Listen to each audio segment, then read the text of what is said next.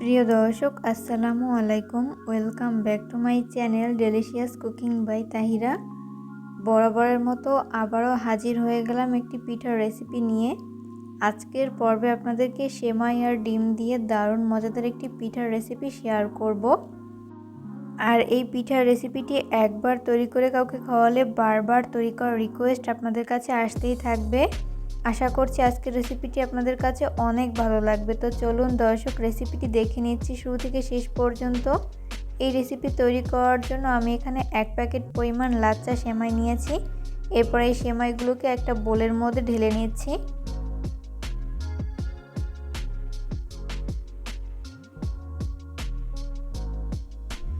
তো এরপর আমি এর মধ্যে বাকি উপকরণগুলো ব্যবহার করছি রুম টেম্পারেচারে থাকা 2টা ডিম যদি ফ্রিজে থাকে সেক্ষেত্রে রুমের স্বাভাবিক তাপমাত্রা এনে তারপর ব্যবহার করতে হবে।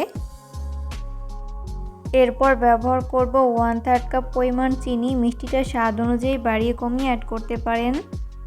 এরপর ব্যবহার করব 2 চা চামচ পরিমাণ গুঁড়া দুধ। এটা অপশনাল, চাইলে বাদ দিতে পারেন, তবে দিলে এই পিঠা খেতে অনেক বেশি মজার হয়। চেষ্টা করবেন এখানে গুঁড়া দুধ ব্যবহার করতে।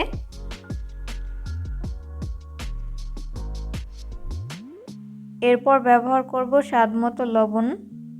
এরপর এই উপকরণগুলোকে হাতের সাহায্যে খুব ভালো করে মিশিয়ে নিব।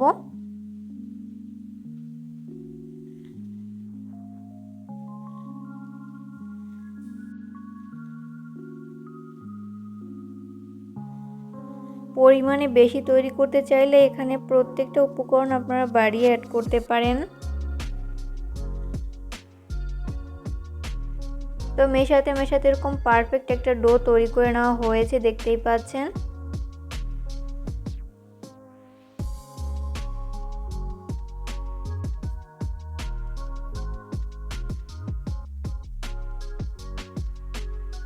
এরপর যে কয়টা নাস্তা তৈরি করে নিব ওইভাবে ভাগ করে নিচ্ছি।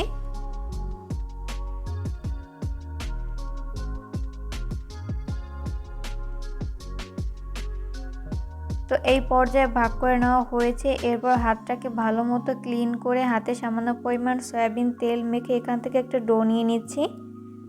প্রথমে এইভাবে 2 হাতে তালুর সাহায্যে গোল বলের মতো তৈরি করে নিচ্ছি। এরপর হাত দিয়ে এভাবে চ্যাপটা করে নিচ্ছি। পিঠার পাশে যদি কোনো ফাটল অংশ থাকে তাহলে হাত দিয়ে এইভাবে আটকে দিতে হবে।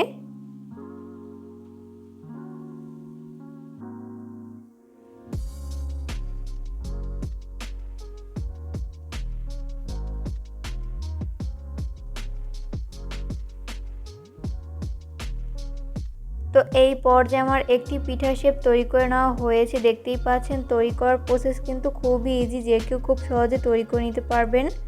তো আমি এই পিঠাগুলোকে গোল শেপে তৈরি করে নিচ্ছি। আপনারা চাইলে অন্য কোনো শেপেও তৈরি করে নিতে পারেন।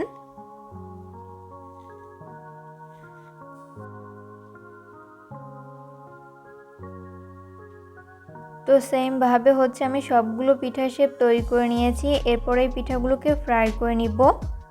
ওই জন্য চুলায় একটা ফ্রাই প্যান বসিয়ে দিয়েছি। এরপর যথেষ্ট পরিমাণ সয়াবিন তেল দিয়ে দিয়েছি। তেল যখন মিডিয়াম আঁচে গরম হবে ওই পর্যায়ে আমি একটি একটি করে পিঠার শেপ দিয়ে দিচ্ছি।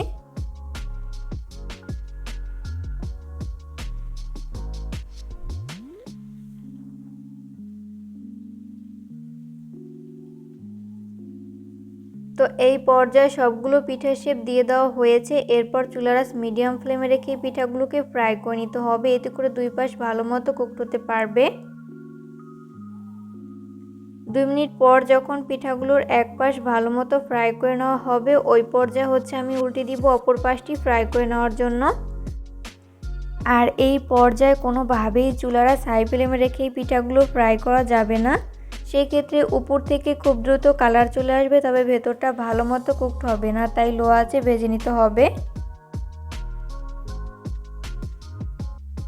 উল্টে পাল্টে পিঠাগুলো যখন 2 পাশ গোল্ডেন ব্রাউন কালার করে ভেজে নেওয়া হবে ওই পর্যায়ে আমি পিঠাগুলোকে তেল ঝরিয়ে তেল থেকে উঠিয়ে নিব।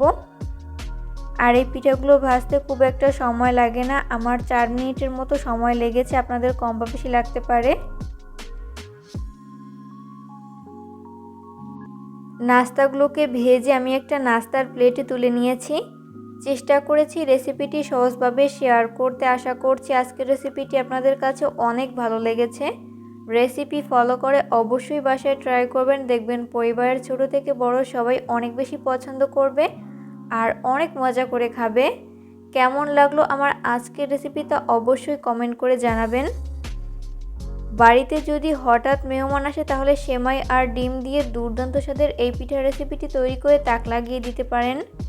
ভিডিও ভালো লাগলে অবশ্যই ফ্রেন্ডস অ্যান্ড ফ্যামিলিদের মাঝে শেয়ার করবেন। পরবর্তী ভিডিও দেখার আমন্ত্রণ জানিয়ে আজকের মতো এখানেই বিদায় নিচ্ছি। সবাই অনেক বেশি ভালো থাকবেন। আল্লাহ হাফেজ।